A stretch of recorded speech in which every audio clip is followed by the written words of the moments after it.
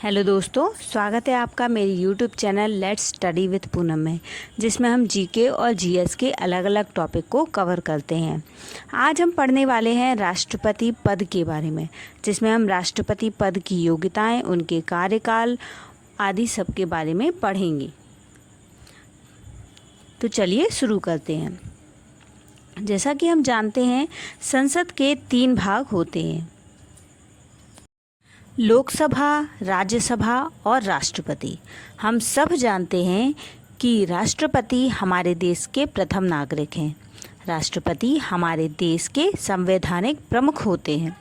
राष्ट्रपति हमारे देश का सबसे ऊंचा पद है। तीनों सेनाओं के प्रमुख कमांडर भी हमारे देश के राष्ट्रपति ही होते हैं। बहुत सारी शक्तियां इनके पास होती हैं, जिनका यूज़ ये मंत्रिपरिषद की सलाह से करते हैं। भारत के राष्ट्रपति बनने की योग्यता के बारे में अब हम जानते हैं। सबसे पहले वह व्यक्ति जो राष्ट्रपति बनना चाहता है वह भारत का नागरिक होना चाहिए। उसकी उम्र कम से कम 35 वर्ष होना चाहिए और वह व्यक्ति लाभ के पद पर नहीं होना चाहिए। लाभ का पद कहीं भी वर्णित नहीं है, लेकिन ये बताया गया है कि कौन से पद लाभ के पद नहीं होते हैं।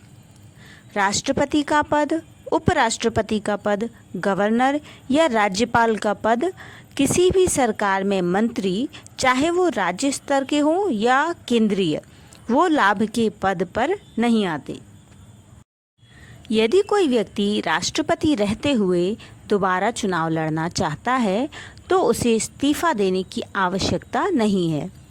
कई जगह हम देखते हैं कि राष्ट्रपति, उपराष्ट्रपति चुनाव में खड़ा होने के लिए अपने पद से इस्तीफा देते हैं। ये उनकी अपनी इच्छा पर निर्भर करता है।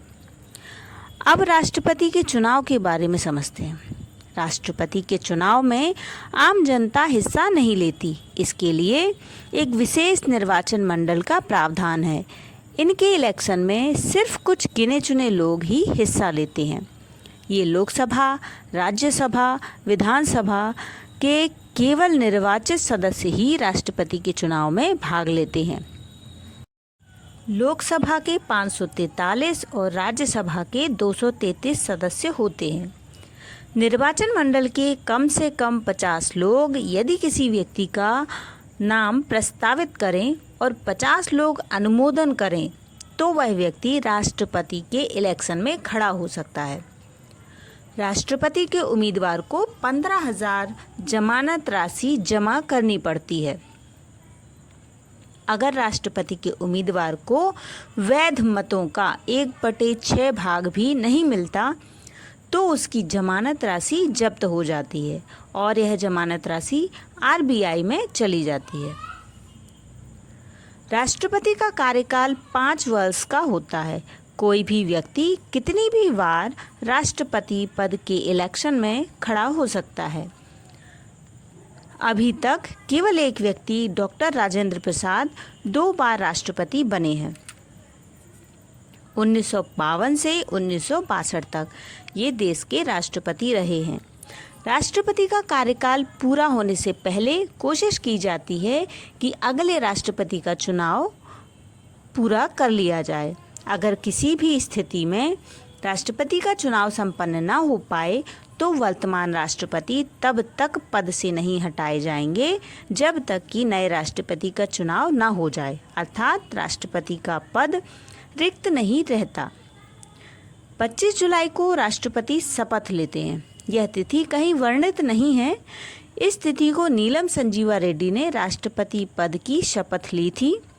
उनका निर्वाचन निर्विरोध संपन्न हुआ था, जो एक मिसाल साबित हुआ। इसलिए उनके बाद के सभी राष्ट्रपति 25 जुलाई को अपना शपथ लेते हैं।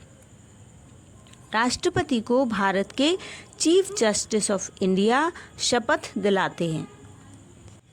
राष्ट्रपति का चुनाव कराने की जिम्मेदारी चुनाव आयोग की होती है। चुनाव आयोग चुनाव अधिकारी नियुक्त करता है। लोकसभा के सचिवालय का महासचिव चुनाव अधिकारी की जिम्मेदारी संभालता है।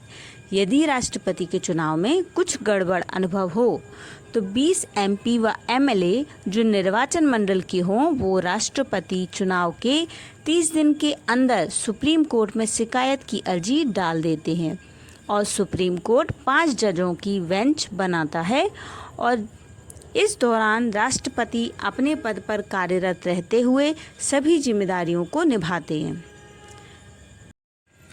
दोस्तों, हमारे वीडियो में अगर आपको कुछ भी पसंद आया हो तो हमारे इस चैनल को लाइक, शेयर और सब्सक्राइब ज़रूर करिए।